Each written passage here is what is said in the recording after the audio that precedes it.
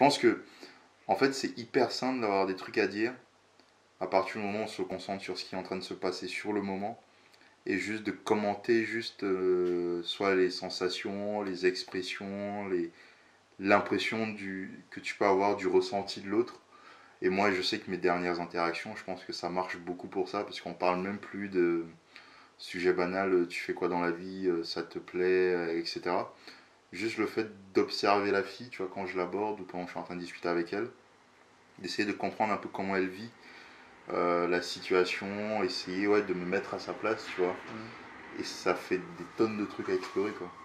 Ouais, d'être à fond dans Mm. l'exploration de son monde, la connexion authentique et qu'est-ce que ça fait d'être toi et tout ça. Mhm.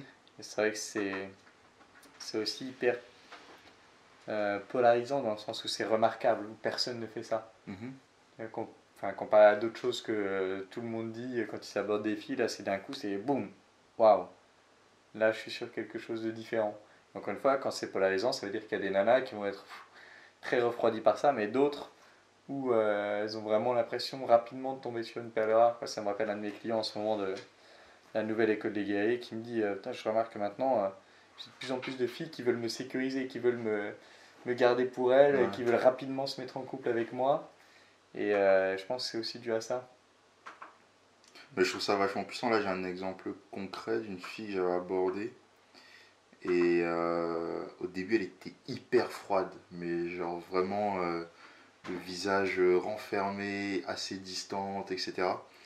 Et toutes les réactions ou toutes les sensations que je pouvais percevoir chez elle, je faisais que les commenter, tu vois.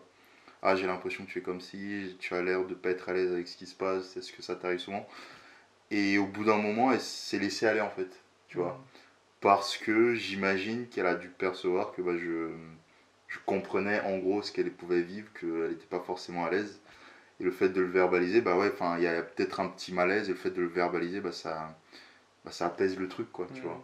Ça montre que tu es un mec conscient, Ouais, respectueux, qui a de la tu as une certaine considération. intelligence sociale et une intelligence émotionnelle aussi, et enfin, c'est ce qui je trouve intéressant aussi, c'est le fait de, enfin, c'est ce qu'on est en train de faire, bah, explorer l'humain, quoi. Mhm. L'humain que t'as en face de toi, et enfin, moi je trouve ça magique en fait, tu vois. Ouais, je trouve que ça transmet aussi beaucoup le.